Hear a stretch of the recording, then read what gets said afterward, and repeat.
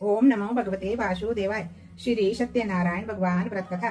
पहला अध्याय। एक समय नैमिसारण तीर्थ में सोनक आदि 88,000 ऋषियों ने श्री सूत जी से पूछा, हे प्रभु, इस कलयुग में वेद विद्या रहित मनुष्यों को प्रभु भक्ति किस प्रकार मिलेगी तथा उनका उद्धार कैसे होगा। इसलिए हे मुनिश्रेष्ठ, कोई ऐसा तप कहिए जिससे थोड़े समय में पुण्य प्राप्त होवे तथा मनवांछित फल मिले।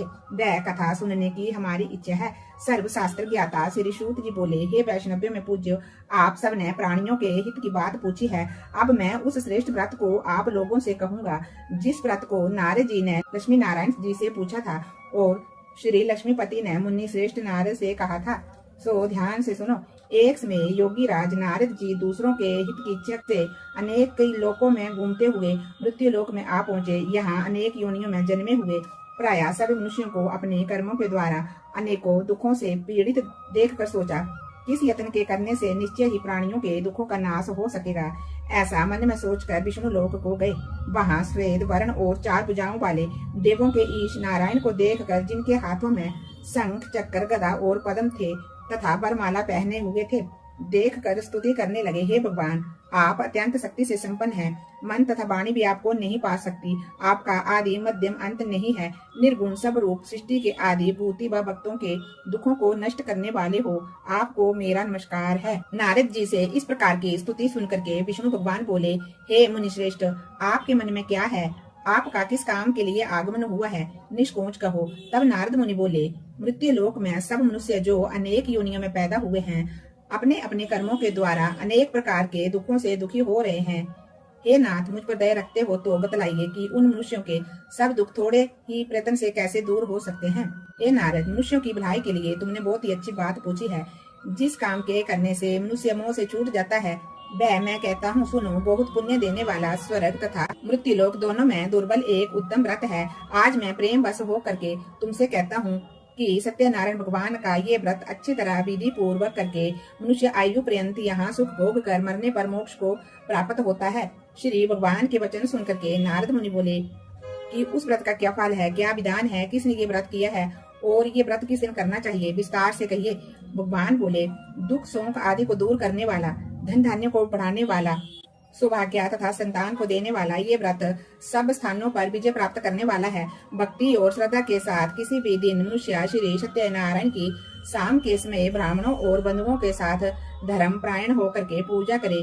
भक्ति भाव से नैवेद्य, केले का फल, घी, दूध और गेहूं का चूर्ण स्वाया लेवे। गेहूं के अभाव में साठी का चूर्ण, शक्कर तथा गुड़ ले और सब अक्षय योग्य पदार्थ जमा करवा करके भगवान को अर्पण कर देवे तथा बंधुओं सहित ब्राह्मणों को भोजन करावे। तत्पश्चात स्वयं भोजन करे। नृत्य गीत आदि का आचरण कर सत्यनारायण भगवान का स्मरण करते हुए समय व्यतीत करे। इस तरह व्रत करने पर मनुष्य की इच्छा निश्चय ही पूरी होती है। विशेषकर कली काल में भूमि पर यही मोक्ष का सरल उपाय है। बोलिए सत्यनारायण भगवान की जय। सत्यनारायण नारायण नारायण लक्ष्मी नारायण नारायण नारायण लक्ष्मी नारायण नारायण नारायण। दूसरा अध्याय। श्री सूत जी बोले, हे ऋषियों, जिसने पहले समय में इस व्रत को किया है उसका इतिहास कहता हूँ। ध्यान से सुनो। सुंदर काशीपुरी नगरी में एक अत्यंत निर्धन ब्राह्मण रहता था। वह भूख और प्यास से बेचैन हुआ नित्य पृथ्वी पर घूमता था। ब्राह्मणों से प्रेम करने वाले भगवान ने ब्राह्मण को दुखी देखकर बूढ़े ब्राह्मण का रूप धर उसके पास जा आदर के साथ पूछा, हे विप्र, नित्य दुखी हुआ पृथ्वी पर क्यों घूमता है? हे श्रेष्ठ ब्राह्मण, ये सब मुझसे कहो, मैं सुनना चाहता हूँ। ब्राह्मण बोला, मैं निर्धन हूँ, ब्राह्मण हूँ, भिक्षा के लिए पृथ्वी पर फिरता हूँ। हे भगवान, यदि आप इसका कोई उपाय जानते हो तो कृपा करके कहो। वृद्ध ब्राह्मण बोला कि सत्यनारायण भगवान मनवांछित फल देने वाले हैं, इसलिए हे ब्राह्मण, तू उनका पूजन कर, जिसके करने से मनुष्य सब दुखों से मुक्त होता है। ब्राह्मण को व्रत का सारा विधान बितला करके बूढ़े ब्राह्मण का रूप धारण करने वाले श्री सत्यनारायण भगवान जी अंतर ध्यान हो गए। जिस व्रत को वृद्ध ब्राह्मण ने बतलाया है मैं उसको करूंगा, ये निश्चय करने पर उसे रात में नींद नहीं आई। वह सवेरे उठ सत्यनारायण भगवान के व्रत का निश्चय कर भिक्षा के लिए चला। उस दिन उसको भिक्षा में बहुत सा धन मिला, जिससे उसने बंधु बांधवों के साथ सत्यनारायण भगवान का व्रत किया। इसके करने से वह ब्राह्मण सब दुखों से छूटकर अनेक प्रकार की संपत्तियों से युक्त हुआ। उस समय से वह ब्राह्मण हर मास व्रत करने लगा। इस तरह सत्यनारायण भगवान के व्रत को जो करेगा वह सब पापों से छूटकर मोक्ष को प्राप्त होगा। आगे जो पृथ्वी पर सत्यनारायण भगवान का व्रत करेगा वह मनुष्य सब दुखों से छूट जाएगा। इस तरह नारद जी ने नारायण का कहा हुआ ये व्रत मैंने तुमसे कहा। हे विप्रो, अब मैं और क्या कहूँ। ऋषि बोले, हे मुनीश्वर, संसार में इस ब्राह्मण से सुन करके किस किसने इस व्रत को किया, हम सब वह सुनना चाहते हैं। इसके लिए हमारे मन में श्रद्धा का भाव है। श्री सूत जी बोले, हे मुनियों, जिस जिसने इस व्रत को किया वह सब सुनो। एक समय ब्राह्मण धन और ऐश्वर्य के अनुसार बंधु बांधुओं के साथ व्रत करने को तैयार हुआ। उसी समय एक लकड़ी बेचने वाला बूढ़ा आदमी आया और बाहर लकड़ियों को रखकर ब्राह्मण के मकान में गया। प्यास से दुखी लकड़ैरा उनको व्रत करते हुए देख कर विनय के साथ पूछने लगा कि ये आप क्या कर रहे हैं और इसके करने से क्या फल मिलता है, कृपा करके मुझसे कहो। ब्राह्मण ने कहा, सब मनोकामनाओं को पूर्ण करने वाला ये श्री सत्यनारायण भगवान का व्रत है। इन्हीं की कृपा से मेरे घर में धन धान्य आदि की वृद्धि हुई है। ब्राह्मण से इस व्रत के बारे में जानकर लकड़ैरा बहुत प्रसन्न हुआ। चरनामत और प्रसाद खाने के बाद वह अपने घर को गया। लकड़ारे ने अपने मन में इस प्रकार का संकल्प किया कि आज ग्राम में लकड़ी बेचने से मुझे जो धन मिलेगा, मैं उसी से श्री सत्यनारायण भगवान का उत्तम व्रत करूंगा। ये मन में विचार कर वह बूढ़ा आदमी लकड़ियां अपने सिर पर रखकर जिस नगर में धनवान लोग रहते थे, वह ऐसे सुंदर नगर में गया। उस रोज वहां पर उसे उन लकड़ियों का दाम पहले से चौगुना मिला। तब वह बूढ़ा लकड़ैरा दाम ले व्रती प्रसन्न होकर के पके केले की फली, शक्कर, घी, दुग्ध, दही और गेहूं का चूर्ण इत्यादि सत्यनारायण भगवान के व्रत की कुल सामग्रियों को लेकर करके अपने घर को गया। फिर उसने अपने भाइयों को बुलाकर विधि के साथ भगवान जी का पूजन और व्रत किया। उस व्रत के प्रभाव से वह बूढ़ा लकड़ैरा धन पुत्र आदि से युक्त हुआ और संसार के समस्त सुख भोग कर वैकुंठ धाम को चला गया। बोलिए सत्यनारायण भगवान की जय। सत्यनारायण नारायण नारायण लक्ष्मी नारायण नारायण नारायण सत्यनारायण नारायण नारायण। तीसरा अध्याय। श्री सूत जी बोले, हे श्रेष्ठ मुनियों, अब मैं आगे की कथा कहता हूँ, सुनो। पहले समय में उल्का मुख नाम का एक बुद्धिमान राजा था। वह सत्य वक्ता और जितेंद्रिय था। प्रतिदिन देव स्थानों पर जाता तथा गरीबों को धन दे करके उनके कष्ट दूर करता था। उसकी पत्नी कमल के समान मुख वाली तथा सती साध्वी थी। भद्रशिला नदी के तट पर उन दोनों ने श्री सत्यनारायण भगवान का व्रत किया। उस समय वहां पर एक साधु वैश्य आया। उसके पास व्यापार के लिए बहुत सा धन था। वह नाव को किनारे पर ठहरा कर राजा के पास आ गया और राजा को व्रत करते हुए देख कर विनय के साथ पूछने लगा कि हे राजन, भक्ति युक्त चित्त से आप ये क्या कर रहे हैं, मेरी सुनने की इच्छा है, सो आप ये मुझको बतलाइए। राजा बोला, हे साधु, अपने बंधु बांधवों के साथ पुत्र आदि की प्राप्ति के लिए ये महान शक्तिवान सत्यनारायण भगवान का व्रत व पूजन किए जा रहा हूँ। राजा के वचन सुन करके साधु आदर के साथ बोला, हे राजन, मुझसे इसका सा विधान कहो, मैं भी आपके कहने के अनुसार इस व्रत को करूंगा। मेरे भी कोई संतान नहीं है और इससे निश्चय ही होगी। राजा से सब विधान सुन व्यापार से निवृत्त हो वह आनंद के साथ अपने घर को गया। साधु ने अपनी स्त्री से संतान देने वाले उस व्रत का समाचार सुनाया और कहा कि जब मेरे घर में संतान होगी तब मैं इस व्रत को करूंगा। ऐसे वचन उसने अपनी स्त्री लीलावती से कहे। एक दिन उसकी स्त्री लीलावती अपने पति के साथ आनंदित हो संसारिक धर्म में प्रवृत्त होकर के सत्यनारायण भगवान की कृपा से गर्भवती हो गई तथा 10वें महीने में उसके घर में एक सुंदर कन्या का जन्म हुआ। दिनों दिन वह इस तरह बढ़ने लगी जैसे शुक्ल पक्ष का चंद्रमा बढ़ता है। कन्या का नाम कलावती रखा गया। तब लीलावती ने अपने मीठे शब्दों से अपने पति से कहा कि आपने जो संकल्प किया था कि मैं सत्यनारायण भगवान का व्रत करूंगा, अब आप उसे करिए। साधु बोला, हे प्रिय, इसके विवाह पर ही करूंगा। इस प्रकार अपनी पत्नी को आश्वासन देकर के वह नगर को चला गया। कलावती पितृगृह में वृद्धि को प्राप्त हो गई। साधु ने जब नगर में सखियों के साथ अपनी पुत्री को देखा तो तुरंत दूत बुला करके कहा कि पुत्री के वास्ते कोई योग्या पर देख कर लाओ। साधु की आज्ञा पाकर दूत कंचन नगर पहुंचा और वहां पर बड़ी खोज और देखभाल कर लड़की के लिए योग्या वणिक पुत्र को ले आया। उस योग्या लड़के को देखकर साधु ने अपने बंधु बांधवों के साथ प्रसन्नचित होकर के अपनी पुत्री का विवाह उसके साथ करवा दिया। किंतु दुर्भाग्य से विवाह के समय भी उस व्रत को करना भूल गया। तब श्री सत्यनारायण भगवान जी क्रोधित हुए और श्राप दिया कि तुम्हें दारुण दुख प्राप्त होगा। अपने कार्य में कुशल साधु बनिया जमाता सहित समुद्र के समीप स्थित रतनपुर नगर में गया और वहां दोनों ससुर जुआई चंद्रकेतु राजा के उस नगर में व्यापार करने लगे। एक रोज भगवान सत्यनारायण की माया से प्रेरित कोई चोर राजा का धन चुराकर भागा जा रहा था, किंतु राजा के दूतों को आता देखकर चोर ने घबरा करके भागते हुए राजा के धन को वहीं चुपचाप रख दिया जहाँ वे दोनों ससुर जुआई ठहरे हुए थे। जब दूतों ने उस साधु वैश्य के पास राजा के धन को रखा देखा तो वे दोनों को बांध कर ले गए और प्रसन्नता से दौड़ते हुए राजा के पास ले जाकर के बोले कि ये दो चोर हम पकड़ करके लाए हैं, देख कर आज्ञा दे। तब राजा की आज्ञा से उनको कठोर कारावास में डाल दिया और उनका सब धन छीन लिया। सत्यनारायण भगवान के श्राप द्वारा उनकी पत्नी भी घर पर बहुत दुखी हुई। घर पर जो भी धन रखा था उसे चोर चुरा करके ले गए। शारीरिक व मानसिक पीड़ा तथा भूख प्यास से अति दुखित हो अन्न की चिंता में कलावती एक ब्राह्मण के घर गई। वहां पर उसने सत्यनारायण भगवान का व्रत करते देखा। फिर वहां पर कथा सुनी। प्रसाद ग्रहण कर रात को जब वे घर आई तो माता ने कलावती से पूछा, हे पुत्री, अब तक तू कहाँ थी? तेरे मन में क्या है? कलावती बोली, हे माता, मैंने एक ब्राह्मण के घर में श्री सत्यनारायण भगवान का व्रत देखा है।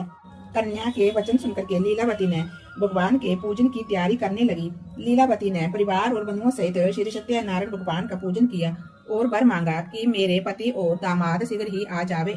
साथ ही प्रार्थना की कि हम सबका अपराध क्षमा करो। सत्यनारायण भगवान जी इस व्रत से संतुष्ट हो गए और राजा चंद्रकेतु को सपन में दर्शन दे करके कहा, हे राजन, दोनों वैश्यों को प्रातः ही छोड़ दो और उनका सब धन जो तुमने ग्रहण किया है दे दो, नहीं तो मैं तेरा धन, राज्य, पुत्र आदि सब कुछ नष्ट कर दूंगा। राजा से ऐसे वचन कहकर भगवान अंतर ध्यान हो गए। प्रातः काल राजा चंद्रकेतु ने सभा में अपना सपना सुनाया।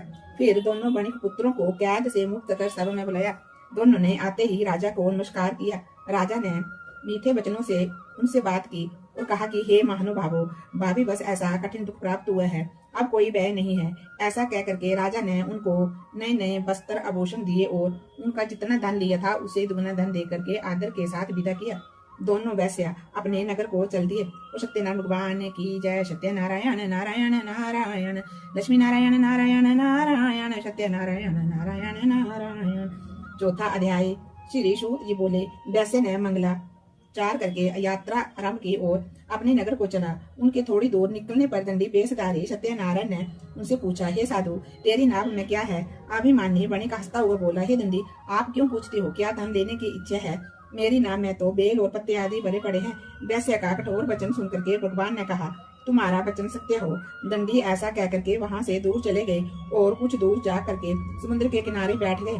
दंडी के जाने पर वैश्य ने नित्य क्रिया करने के बाद नाव को ऊंची उठी देखकर अचंबा किया और नाव में बेल पत्ते आदि देखकर मूर्छित हो जमीन पर गिर पड़ा। फिर मूर्छा खुलने पर अत्यंत शोक प्रकट करने लगा। तब उसका दामाद बोला कि आप शोक ना करें, ये दंडी का श्राप है, अतः हमें उनकी शरण में चलना चाहिए, तभी हमारी मनोकामना पूरी होगी।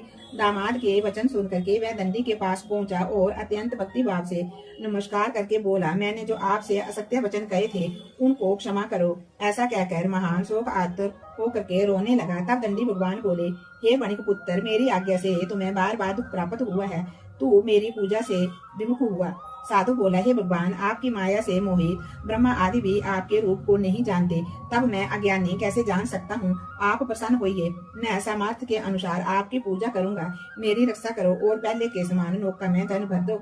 उसके भक्ति युक्त वचन सुनकर के भगवान प्रसन्न हो उसकी इच्छा अनुसार वर देकर अंतर ध्यान हो गए। तब उन्होंने आकर के देखा कि नाव धन से परिपूर्ण है। फिर वह भगवान सत्यनारायण जी का पूजन कर साथियों से अपने नगर को चला। अब वह जब अपने नगर के निकट पहुंचा तब दूत को घर भेजा। दूत ने साधु के घर जा करके उसकी स्त्री को नमस्कार करके कहा कि साधु अपने दामाद सहित इस नगर के समीप आ गए हैं। ऐसा वचन सुन साधु की स्त्री ने बड़े हर्ष के साथ सत्यदेव का पूजन कर पुत्री से कहा कि मैं अपने पति के दर्शन को जाती हूँ, तू कार्य शीघ्र करके शीघ्र ही आ जाना। माता के ऐसे वचन सुन करके कलावती ने प्रसाद छोड़ करके पति के दर्शन के लिए गई। प्रसाद की अवज्ञा के कारण सत्यदेव ने रुष्ट होकर के उसके पति को नाव सहित पानी में डुबो दिया। कलावती अपने पति को न देख कर रोती हुई जमीन पर गिर गई। इस तरह नौका को डूबा तथा कन्या को रोता हुआ देखकर साधु दुखित हो बोला, हे प्रभु, मुझसे या मेरे परिवार से जो भी भूल हुई हो उसे क्षमा करो। उसके दीन वचन सुनकर सत्यदेव प्रसन्न हो गए और आकाशवाणी हुई कि हे साधु, तेरी कन्या मेरे प्रसाद को छोड़ करके आई है, इसलिए इसका पति अदृश्य हुआ है। यदि वह घर जाकर के प्रसाद खा करके लौटे तो इसे अपने पति के दर्शन अवश्य मिलेंगे।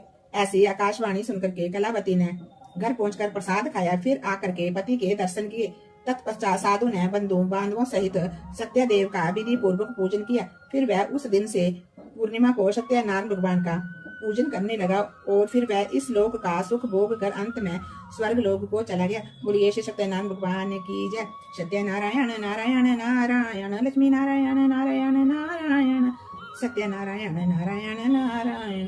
5वां अध्याय। श्री सूत जी बोले, हे ऋषियों, मैं और भी कथा कहता हूँ, सुनो। प्रजा पालन में लीन तुंगध्वज नाम का राजा था। उसने भी भगवान का प्रसाद त्याग कर बहुत ही दुख पाया। एक समय वन में जाकर के वन पशुओं को मार कर बढ़ के पेड़ के नीचे आया। वहां उसने ग्वालों को भक्ति भाव से बांधवों सहित श्री सत्यनारायण भगवान का पूजन करते देखा। राजा देख कर भी अभिमान बस वहां नहीं गया और ना ही नमस्कार किया। जब ग्वालों ने भगवान का प्रसाद उसके सामने रखा तो वह प्रसाद को त्याग कर अपनी सुंदर नगरी को चला। वहीं उसने अपना सब कुछ नष्ट पाया तो वह जान गया कि ये सब भगवान ने ही किया है। तब वह विश्वास कर ग्वालों के समीप गया और विधि पूर्वक पूजन करके प्रसाद खाया तो सत्यनारायण भगवान की कृपा से जैसे पहले था वैसे ही हो गया। जो मनुष्य इस परम दुर्लभ व्रत को करेगा, भगवान की कृपा से उसे धन धान्य की प्राप्ति होगी। निर्धन धनी और बंदी बंधन से मुक्त होकर के निर्भय हो जाता है। संतानहीनों को संतान प्राप्ति होती है तथा सब मनोरथ पूर्ण होकर के अंत में वैकुंठ धाम को जाता है। जिन्होंने पहले समय में इस व्रत को किया, अब उनके दूसरे जन्म की कथा कहता हूँ। वृद्ध सतानंद ब्राह्मण ने सुदामा का जन्म लेकर के मोक्ष को पाया। उल्का मुख नाम का राजा दशरथ होकर के वैकुंठ को प्राप्त हुआ। साधु नाम के वैश्य ने मोर ध्वज बन करके अपने पुत्र को आरे से चीर कर मोक्ष को प्राप्त किया। महाराज तुंगध्वज ने स्वयं भू होकर के भगवान में भक्ति युक्त कर्म कर मोक्ष को प्राप्त किया। बोलिए सत्यनारायण भगवान की जय। लक्ष्मी नारायण भगवान की जय। सत्यनारायण भगवान जी की आरती। ओम जय जगदीश हरे, स्वामी जय जगदीश हरे। भक्त जनों के संकट, दास जनों के संकट क्षण में दूर करे। ओम जय जगदीश हरे। जो ध्यावे फल पावे, दुख बिन से मन का, स्वामी दुख बिन से मन का। सुख शांपति घर आवे, सुख शांपति घर आवे, कष्ट मिटे तन का। ओम जय जगदीश हरे। मात पिता तुम मेरे, शरण पढ़ू मैं किसकी, स्वामी शरण गाऊं मैं किसकी।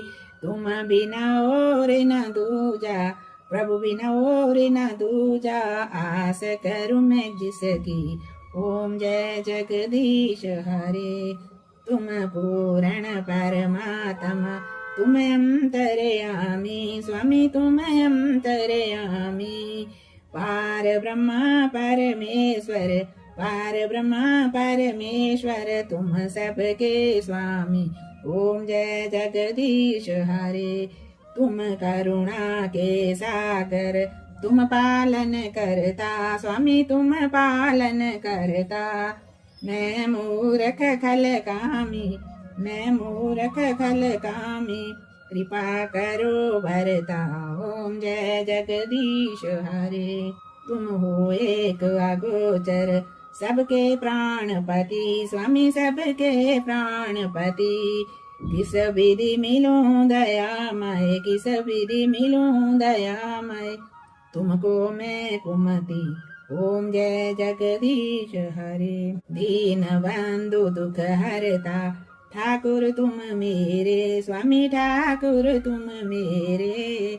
अपने हाथ उठाओ, अपनी शरण लगाओ, द्वार खड़ा मैं तेरे। ओम जय जगदीश हरे।